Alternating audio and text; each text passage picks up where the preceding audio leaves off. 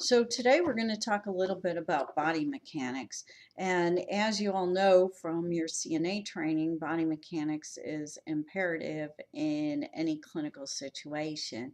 But even more so probably in the ER because we're doing things quickly and we don't always take time to think about what is the best position to do this. We're helping people move around, pushing stretchers, getting patients onto stretchers, getting patients off of stretchers, and all of it is very fast paced.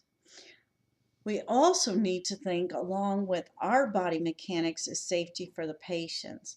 Stretchers in the ER are not low like hospital beds that we can raise. They're generally kind of elevated. So we need to make sure that a side rail is up if the patient is at all confused or if they're getting medications. And when we put the side rail up, we need to make sure that it's locked in position and not just put it up because they have to click in. I need to make sure the patient has their call light because they may need to call us for help. And if the patient has a history of seizures or just had an initial seizure, are seizure precautions taken before the patient's left alone? Do they need oxygen? Is the oxygen safe? Can they get tangled in wires or tubing, such as IV tubing?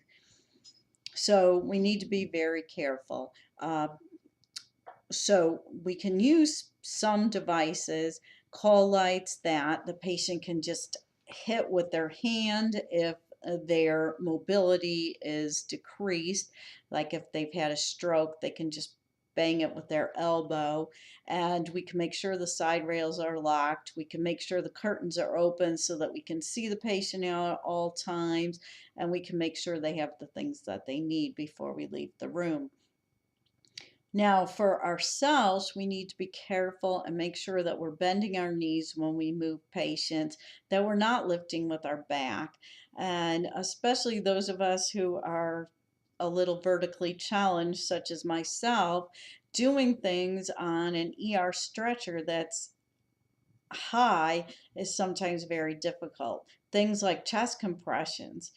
Um, is there something that we can stand on? There's a stool that is used for compressions because it's hard to do compressions if you're standing on the floor and the patient is above the level of your elbows. You're not going to be effective. So what kind of steps do they have so that you can effectively compress? Sliding boards. Sliding boards are a great invention. They help us move patients without hurting ourselves, and many times a very large patient can be moved with only 3 or 4 people when without a sliding board it would take many, many more. So use of a sliding board. A lot of the hospitals have these new stretchers that actually have a motor in them, so you just squeeze it and they actually drive themselves, so we're not pushing patients down hallways or up inclines, which is incredibly helpful if you have to move a patient to CT, then back to the ER, then up to ICU, and the motorized stretchers are just phenomenal. So, of course, when you orient in the ER, they would teach you how to appropriately move them. And it is possible for one person to drive and steer the stretcher, motorized stretcher by themselves, when many times with a manual stretcher, it would take more than one person to push the stretcher. So, using our whole body, making sure that we use our thighs, making sure we bend our knees, make sure that we're not constantly twisting at the waist and bending. Turn your body, pivot. Make sure that when you lift someone or you help move somebody, that there's enough people in order that you can safely do that.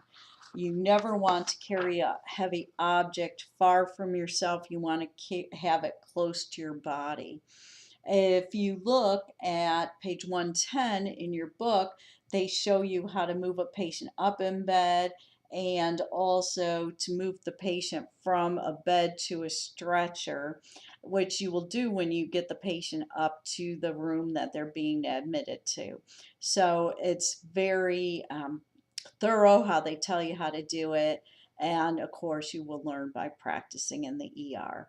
So I really don't want to spend any more time on it. I think the book is very self-explanatory, and since you've all been introduced to it before, we'll leave it at that.